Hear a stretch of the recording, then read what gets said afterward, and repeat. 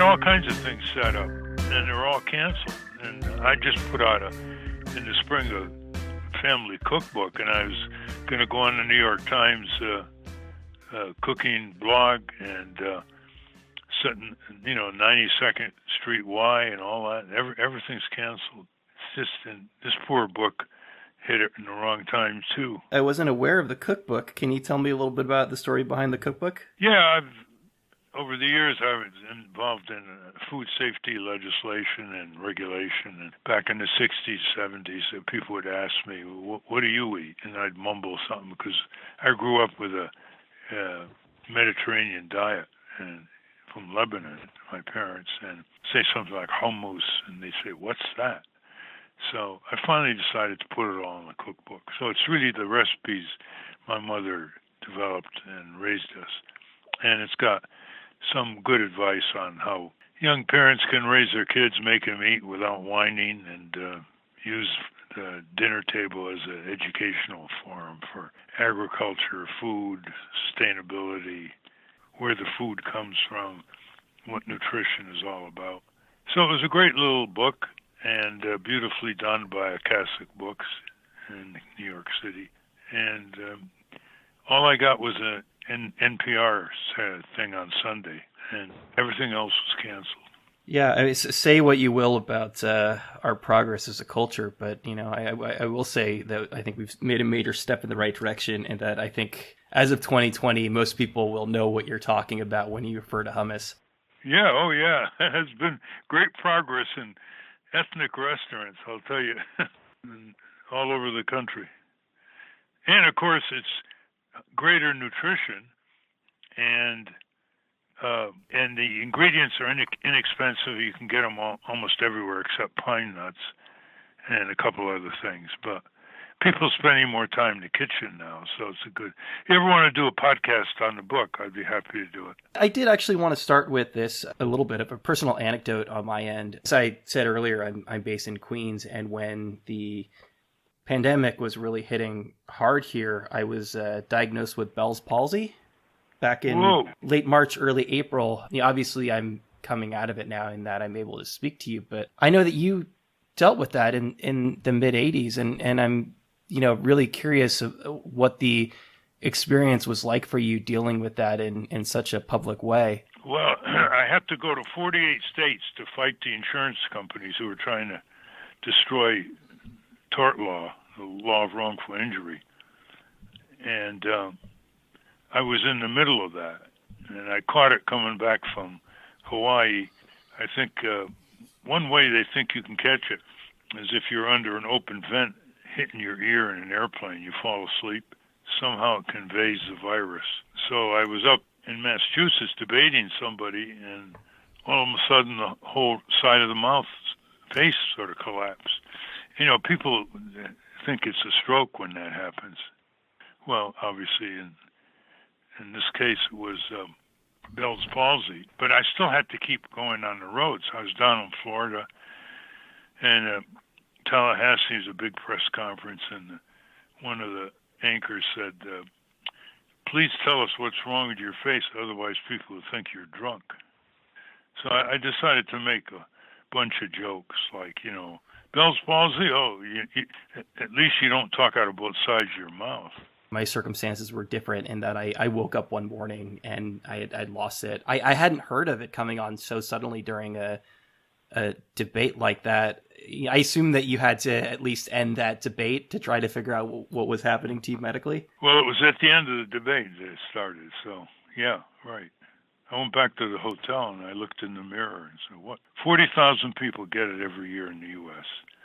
They don't do any research because they don't think it's that serious compared to Lou Gehrig's disease. So they don't. NIH doesn't do any research on it. They rely on it to self-recover. Do you have it for about 4 months? I was able to talk about 2 or 3 months in. I started the recovery process. It's been close to 6 right now. I'm able to speak. It's not fully there. My big breakthrough last night is I was able to whistle, which, is obviously kind of a fairly sophisticated thing to do with the mouth. I'm headed in the right direction, but it's still not 100%. Yeah, well, you may not get it 100%. because one thing that lasts often is if you're eating food, delicious food, you're going to tear a lot. That's what stays with you. The onset was in a very public setting, but you had, as you said before, you had to go out and do this tour. Was that a difficult decision? I mean, you don't strike me as being a particularly vain person, but there is a certain, I guess, vanity in being out there and being a public figure. Was it difficult to go through this kind of thing in a public way? Oh yeah, if you announce it at the beginning, then you diminish some of the questions that occur in people's minds.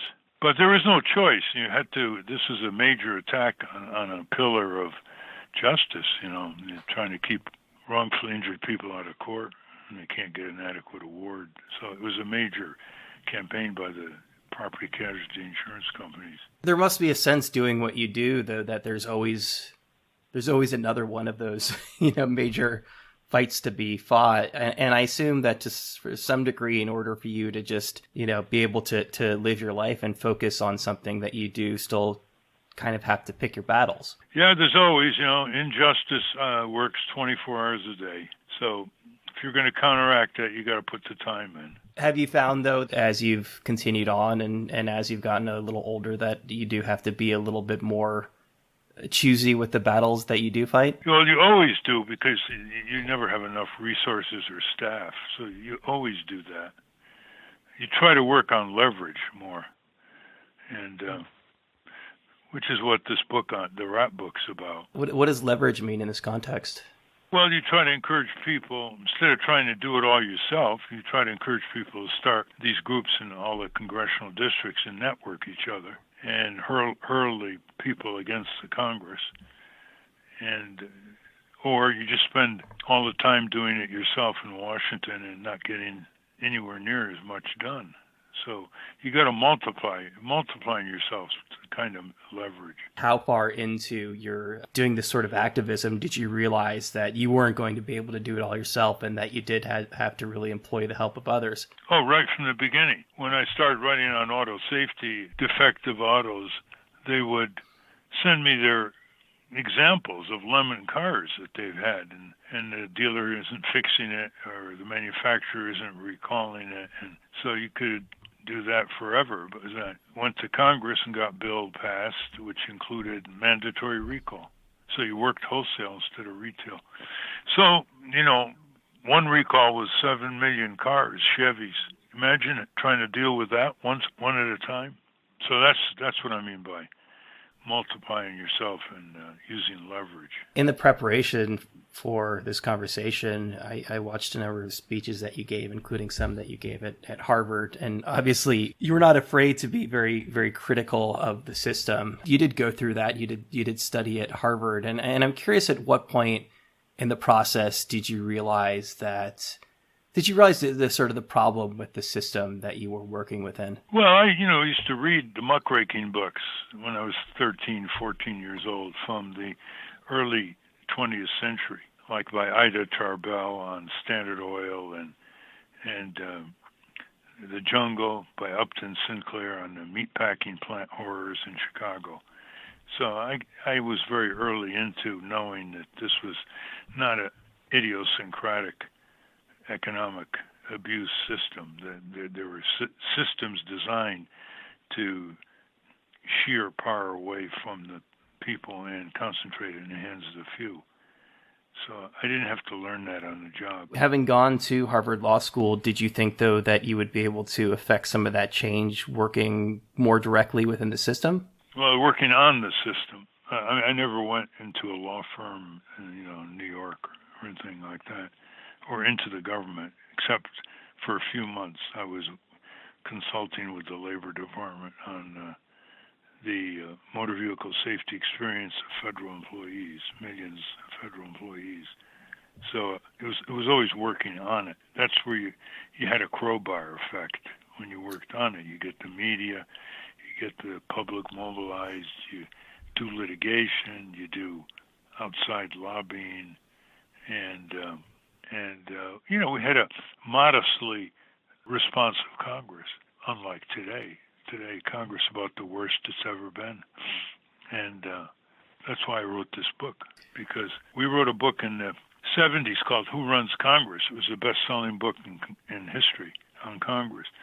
But now the publishers don't even want to publish a book like that. So I had to do it in a semi-humorous fable matter, and start out with the day the rats, went up the pipes and everything and flooded the offices, and everything was chaotic, and all kinds of derision in the media, laughing at the senators, representatives, staff, calling in the extermination forces and behaving erratically and in an exaggerated way. And that, over the mass media, got people who never paid attention to Congress to pay attention. And they decided, well, this is good now. We got Congress on the run thanks to the rats. And now we're going to mobilize and take over Congress. And then it becomes very realistic in terms of how they went around doing it. So it becomes like a guidebook, only not, rules or anything, but just a whole series of experiences that people have that start to work on the 535 members of Congress, including mass encircling Congress with a million people, shouting their demands and being heard inside the halls of Congress, and then getting some members to come out and join them. It'd be a nice movie, actually. As we said earlier, there aren't the book tours and appearances that there would have been otherwise. But do you find that the reaction has been different because it's a fable? Not really. It turns out this is not the best time for fables in terms of American history. However, because the beginning is so jolting that some people in Congress thought it was disgusting, but it was very realistic in terms of what rats could do, and the idea was to jolt the reader into saying, "Holy smoke! I mean, this could happen in any building," and then it starts becoming farcical, and then it gets into the thrust of the book, which is to get people to laugh themselves seriously and say, it doesn't take that much to overcome the corporate interests in Congress. It takes less than 1% of the people organized in every congressional district, just less than 1%, with a couple full-time offices that they support in each district, and they develop summons. They have a practice where they do their town meetings and they summon the senators and representatives to their own town meetings. But the whole thing is back and forth, Washington, back home, all kinds of exciting dynamics, huge lobbying collisions with Wall Street lobbyists and the local trade groups in Washington, and how they collide with each other. And it's got a lot of good dialogue. I put a lot of my knowledge of Congress in it.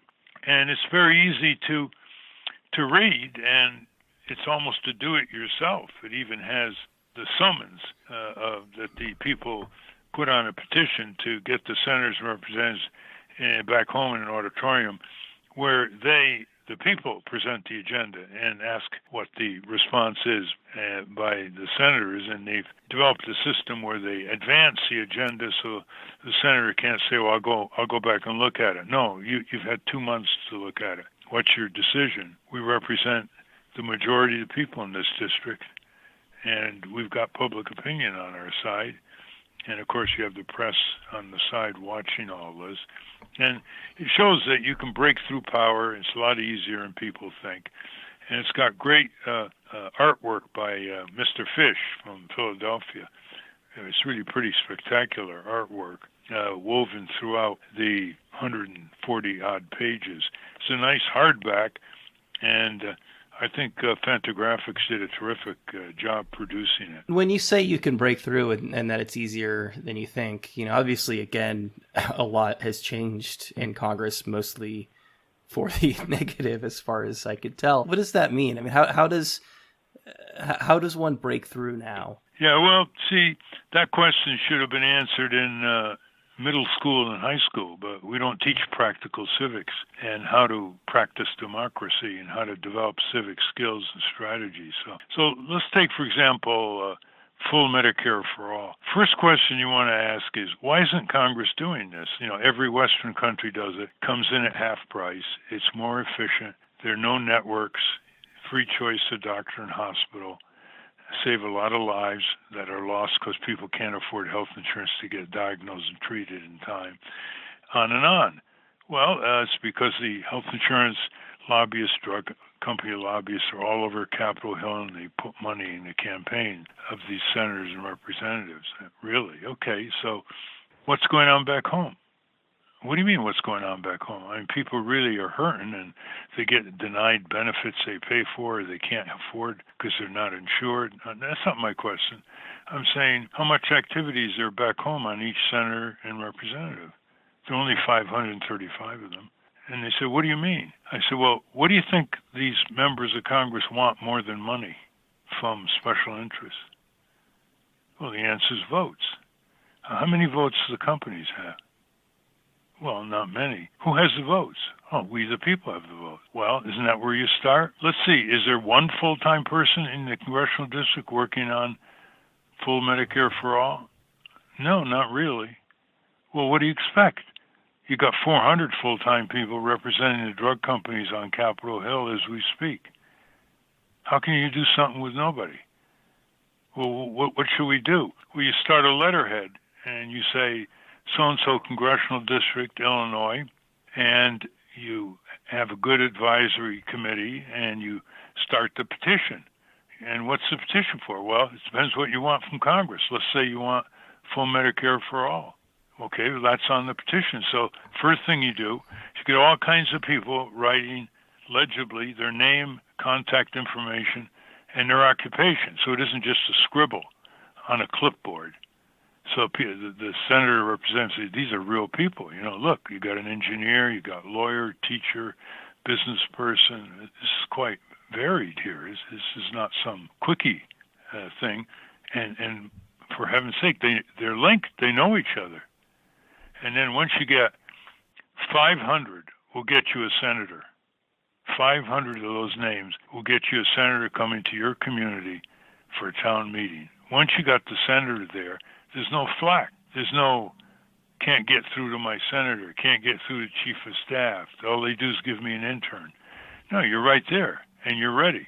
And you lay it out. You say, here's who's buying and renting you, Senator. Company this, trade association that. This is the kind of money you've been getting. You don't represent us. You want to come back next election? You better listen to us. You ready? And then you lay it out. And you tell the senator, basically, you know a lot more about this than he does or she does. Then you say, we're not going away. It's been a good session. We'll give you a few days to let us know your response. And if it's negative, we'll just have more town meetings throughout the state. You want to test us? Just ask us. All this is in front of the media. All this is linked by website. And a couple full-time offices with 2 full-time people, so that the people who belong to the Congress Watchdog Group are volunteers. They're just volunteer citizens, and they have other work. So they need 40 hours a week, some full-time staff in each district. And you get it in less than 18 months. Nothing can stop it. And, the money isn't that much to raise. It's the old story throughout history. Why do the few control the many? Because the few are organized and the many are not. That's what it comes down to. You can do it for issue after issue. Minimum wage, that should never have been allowed to be frozen at 7.25. I mean, that comes in at 75%. Want a higher minimum wage. Blue state, red state, conservative, liberal, doesn't matter. They want to put food on the table for their kids. So, I tell some of these billionaires, for $1 billion, we can raise the minimum wage nationwide to $15. Want to try it? We'll even give you what's left over. You want to reform the corporate tax system? $1.5 billion will overpower everybody. All the tax crooks, the accountants, the corporate tax lawyers, the lobbying, because you're still dealing with 535 people whose names we know who want to get reelected. If you start out with about a third on your side to begin with, which isn't a bad start. Something has happened to people to persuade them they're powerless, and they get cynical and they withdraw. And then they start exaggerating the big boys. You can't do something with Exxon. You can't do something with Citigroup. You can't do something with Pfizer. Really? I mean, just look at American history. Every time people have modestly woken up, they've overpowered these forces. The whole populist progressive movement never had more than 1% of the people active. All the injustices that we inherited from our forebears, apart from wars, not one of the movements ever had more than 1% of the people. But they knew what they were talking about. They were relentless, and they represented public opinion. That was Abraham Lincoln's trilogy. You know what you're talking about. You're 1% or less, and you represent the public sentiment. He used the word public sentiment. And that's what you need. And the key is Congress. It's Congress. It's Congress. It's not just having 500,000 people march in San Francisco or L.A. or New York on a weekend and blasting forth their protests and demands, and then they go back home. You focus on Congress. You encircle Congress. That's why this book, The Day the Rats Vetoed Congress, is so important, because it exposes the absence of the most obvious strategy of all. Whenever you want something for our country that's good for it, you have to ask, who are the formal decision makers? Is it state legislature? Is it Congress? Is it the president? Is it all of them? And that's where you laser beam your power. You don't blow the energy to people just in marches and all the energy goes up in the ether. And then, they leave and there's a lot of rubbish and it has to be cleaned up. All these rallies in Washington are weekends when members of Congress aren't there. They're not looking out the window to see 200,000 people. So pretty soon they can't get 200,000, and then it's 100,000, and it's 50, and then it's the internet, and it's the screen, then it's the email. That's not the way you do it. You do it person to person, and that's what this book demonstrates. The Day the Rats. So it's a fable of citizen action that will make you laugh yourself seriously. Because when you start asking, what do you want this country to change for? And you make a list of 15 things you want. You want to crack down on corporate crime and fairer tax system, climate disruption, diminish that, living wage, fair housing, good public transit, and, of course, health care and so on. Ask yourself, what institutions does it have to go through? No matter how many people are for it. Converting to solar energy big time. And the answer is Congress. And it doesn't matter who's in the White House, you get 2/3 of Congress. Congress is the most important and powerful branch of the Constitution. It has generic power that the executive and judiciary do not have. Confirms the judges, funds the government, taxes the people, investigates, and all these things. And people don't grow up to understand that they got a great crowbar in the form of Congress, and these members have to come back home, face the people, especially if they get a demand. Do you think that a march can be a powerful and useful tool? Yeah, that's only the beginning, though. The march is what builds the public opinion and congeals it. And from the marches, you get your more serious volunteers. It's a recruitment. And you get media, because media likes large marches. Not as much as they used to, but they still do. But that's just the beginning, and then in the march, you invite the senators and representatives to speak on the stage. If they do, they're affected. If they don't, they're disadvantaged. And in a march, you can, as they say in the old days, pass the bucket and raise a lot of money and open an office after the weekend is over. So there's some full-time people in Washington extending everything that you organized the march for. Is there a role for the internet in all of this? Yeah, but only a transition role. The Internet's good to get information and to learn about the issues, and it's good to tell people there are marches and rallies and all. But then it becomes a snare and a delusion, because the person-to-person is far, far more effective. You can send 1 million emails to a senator, and it's not as effective as 1,000 people in an auditorium with the senator on the stage answering questions, because it's diluting itself by the year. The email, text message, clutter. You go to change.com, the petition. Change.org. Yeah, hundreds of thousands of petitions. It's just, you start out a petition, nothing happens. So it gets diluted, it's full of clutter, distraction, and it's a substitute for action. There's a lazy person substitute. It's like, well, I sent the email, it was okay, and you can do it out of your home or in your car, and just remember, it's never been harder to get through to your congressional office since the internet started. It's harder than ever. And to get the attention of your senator representative, they're all overloaded. They got this thing in their hand 16 hours a day. They're looking at it. They're not looking at real human beings. They don't have time to meet with you in their office. And it's an enemy of democracy if it's misused, and it is misused, and used as if it was an end in itself, instead of just a preliminary ingathering, and then it exhausts itself.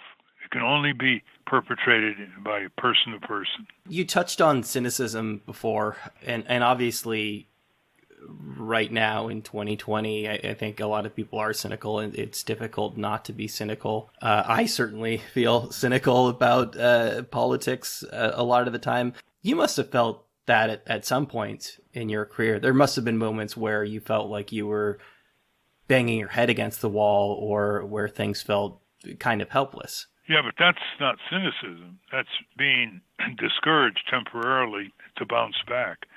There's a difference between cynicism and skepticism. Cynicism is withdrawal and, just forgetting about it. It's trying to get through life every day. And skepticism is a technique of analysis that allows for a rebound. And we've had so many victories until the Democrats defaulted and started raising money like the Republicans and became like the Republicans. But, we saved a lot of lives, transformed the auto industry, got through the great water pollution, air pollution laws, set up a national cooperative bank, got the Freedom of Information Law through. That's a huge advance for civic participation. And a lot of other bills, the Flammable Fabrics Act, Pipeline Safety Act, and Product Safety Commission Act. But all these things we did for the people start taking for granted, and they didn't spend any time on their Congress. So I say to people, when you meet each other and you say, "Hi, how are you?" why don't you then ask the question, "How's your civic life?" That'll start a conversation. How's your civic life? The thing about this book is it starts out with all the cynicism and everything. It shows how you build a popular force and how out of nowhere comes natural leaders like Doug Colebrook is a fictional character. He's an early retired stonemason. He saw all this stuff with the rats in Congress on TV, and he said, there's an opportunity here. And so he had a big meeting from around the country because he started getting a following on the internet, as a preliminary, and they met at an airport, at O'Hare Airport, to start the strategy. And then there were a lot of other streams of activity and a lot of internal congressional mumbling and fumbling, and in the process, the reader learns about the dynamics of Congress They learn what the levers are, what the opportunities are, what the incentives are, how the corporate interests have locked these people down. And then it goes into the concerns of big business when they see this movement coming to Washington, organized around the congressional offices back home, getting more and more media, having agendas together, getting allies with about 110 progressive members, younger members of Congress, setting up the congressional hearings, getting everything done together, because speed is often the best and only way to get dramatic change. You can't just say, like people under President Truman's day, well, we didn't get full health care, but we'll get it.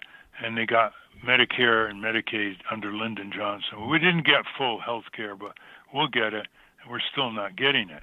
Because the longer you wait, the more the public attention veers away, and the more the corporate interests learn to game the system and fight back and gain more time for their greed and profiteering.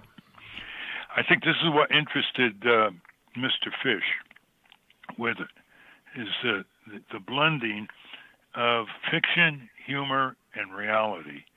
And the reality starts taking over in terms of the exciting strategies and how 3 billionaires took up a condo in Washington on Pennsylvania Avenue, watching all the activity, and they decided to fund it so that the civic groups didn't have to run out of money, because you had incredible transportation costs and other expenses as they kept surrounding Congress. They knew if they got Congress, it was over. They got the president. The president was a conservative president in this book, and it shows how he was turned around. First against his will, then he realized, he realized that this was for all the people, not just conservatives and liberals. And there's a lot of activity in the White House in this book as well. And then in the end, it's got a surprise ending, which I won't disclose. And I think it would make a great movie. Does writing humor come naturally to you? Yeah. Once I thought through it, I can knock off a book in a matter of weeks. But there's not that much time, because you have to divide the time in terms of action. You got to do a lot of action. But now, you see, you spend more and more of your time trying to get through to people. This is a big story in America. We have the constitutional right to petition our government, but we can't get through to them. And it's amazing. And the same thing, try to get through to your local utility. Try to get through to your bank. We live in an information age. We've never had so many information technologies. It's harder than ever to get through to people. I could get through to people in 1940 and 50 better than today. Do you feel that humor has consistently been an important tool for you in terms of trying to reach out to people? Well, it's a way to get people's attention on, like if you're on the Phil Donahue show or Meet the Press, a little humor followed by serious talk, you get their attention. A lot of humor can be wasted. That is, people get their kicks out of laughing, watching Jon Stewart make fun of President this, Senator that. And then it's like they get their kicks and that's it. It doesn't turn them into activists. Jon Stewart knew that better than anyone else. So it depends on the humor, the context, how it's linked, how it isn't linked. And most part, it's just a relief valve. And it makes people feel good for the moment, but it doesn't change their routine. You have to break your routine if you're going to be a stalwart for a just and democratic society. You can't keep doing what you're doing and dividing up your day with no time for citizen action. And time is the currency of democracy. One of the arguments I hear a lot when people are complaining about the system, complaining online, is that if you want to affect change, that you should run for office. Is that something that you encourage? Do you think that in terms of actually affecting positive change, that a good route is for more people to run? Definitely. That's right in the book. There are challengers going after these veteran lawmakers who forgot about the people all the time. And you got to do the whole circle. And if you want Congress to be responsive to, of, by, and for the people, you can't just have masses of people around the Congress and blowing off steam. It's all got to be linearly attached to laser beam concentration on replacing Congress or changing the incumbent's mind. So there are some fun campaigns here as well. We also have a Damon Runyon detective character here who first spots the shrieks of fear when the rats go up the toilets in members of Congress offices, because he's sitting there, interviewing a staffer on some issue. And so he's sort of the thread throughout the book as he goes out around the country and he gets one scoop after another in terms of the narrative movement of the book, The Day the Rats Vetoed Congress. Now that we've had a few years of people like AOC or Rashida Tlaib, Ilhan Omar, what are your impressions of them? Do you feel that they are the kinds of politicians that people have been hoping for? Yeah, I mean, they're very good. They have good policies, but they're being managed by Nancy Pelosi and the old guard. Some would say they're being blocked. And the big mistake they made when they came to Washington is they didn't sit down with the national citizen groups who have millions of members around the country: Common Cause, Public Citizen, People for the American Way, Center for Study, Science in the Public Interest, Pension Rights Center, or some of the more progressive labor unions and other groups. Big mistake. They came in with a whole amount of publicity, and you'll notice that apart from AOC, things are calming down in terms of the interest of the media because they've stalled, and it's taken months for me just to get through to them. I mean, we've been around. We didn't come to Washington in a UFO. We had a lot to show them, to teach them, to warn them, to avoid the pitfalls, how to deal with the older members of their party who have the committee controls. We know the witnesses, the experts. And to this day, I have not been able to get through to AOC. I went to her office 3 times. She wasn't there. She has all these stickums of phone calls praising her and emails praising her on the outside wall of the corridor. Hundreds of stickums. It's almost like a tourist attraction. And the only one who really came back, it was Rashida Tlaib. The others, I was in Ilhan Omar's office. She came out briefly, said hello. Can never get her chief of staff back. That's the untold story. You can't connect, you can't reach people, you can't get anything done, period, even if they agree with you 100%. And nobody writes the story up because the press, they get through because they're press, obviously. And so they don't see it the way the citizen groups see it, who are shut out and excluded all the time. The citizen groups don't want to raise the issue because that demonstrates their powerlessness, see? That's not good for membership drives. So I'm writing a long letter to all the citizen groups on how, compared to the 60s and 70s, the media has excluded civic groups and leaders. They don't get their opinions on electoral matters. They don't put them on Meet the Press anymore. PBS shuts them out. They begin interviewing each other instead of citizen specialists who know far more about the subject than a particular reporter, interviewed by Judy Goodwith. It's a big problem, and it's exacerbated by, I don't check my voicemail, just email me or text, and then it hits the clutter and it hits the filters, and you can't get them on the phone. I mean, and forget about writing a letter. We're talking about reporters, editors, members of Congress, their staff. I mean, right now, I have all kinds of advice, very critical advice to give to certain candidates to take over the Senate. Can't even get through to them. I put it in writing. You don't know whether they ever got it because they don't acknowledge receipt. Do you get the impression that something like, having run as a third-party candidate, having run in the 2000 election is something that gives Democratic politicians an excuse not to engage with you? Well, that was true. They're always looking for scapegoats. The Democratic Party never looks itself in the mirror and asks, how do we keep losing these elections to the worst Republican Party in history? A party that's openly anti-union, anti-worker, anti-consumer, anti-environment, pro-Wall Street, pro-war, pro-tax loopholes for the rich, voter suppression. And the answer is the Democrats always looking for scapegoats, and the Green Party is a scapegoat. This little tiny part. And they still do it because they don't challenge the Electoral College. They don't support this great movement.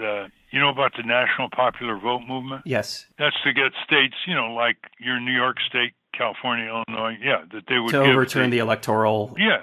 Well, they're up to 196 now out of 270. The Democrats have lost 2 presidential elections in 16 years, from 2000 to 2016, to the Electoral College after winning the popular vote. And they don't even lend any support to this 7-person staff led by Steve Silberstein out of San Francisco that's pulled this off and getting closer and closer. So they don't introspect, they don't do postmortems after they lose these elections.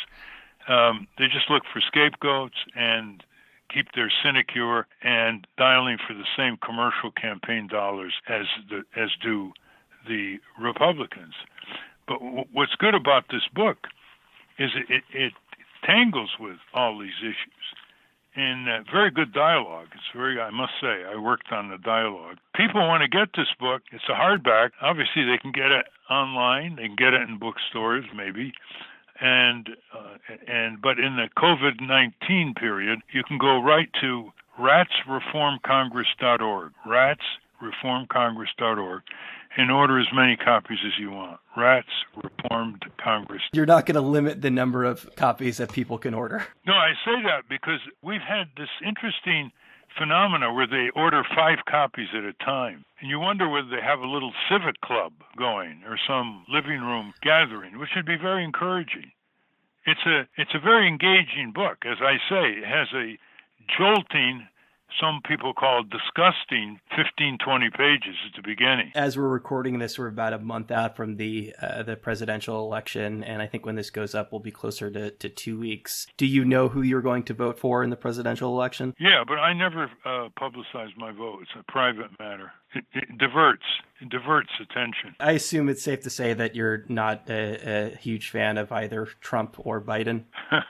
That's true, but I've written far more articles denouncing the Trumpster than Biden. Biden doesn't like me. He goes back a long way. I didn't like the way he handled the Anita Hill hearings, and he was too close to these big corporations chartered in Delaware. But now, you're dealing with a person in the White House who's off the charts, in all kinds of ways, and lying and bungling and boasting falsely and slandering people and undermining science and self-enriching himself and fantasizing and doesn't read, doesn't think, doesn't get briefed.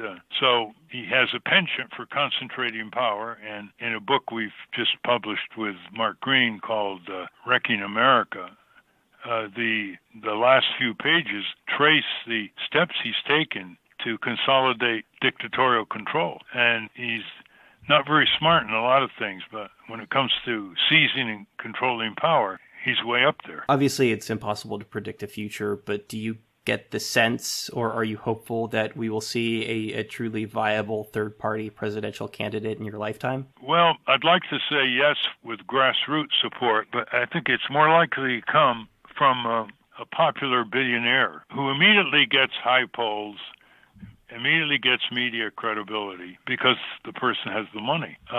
However, that will not come unless the national popular vote works and neutralizes the Electoral College. And there'll have to be a real disillusionment with both parties, with a great emergency afflicting the land. Could be climate disruption.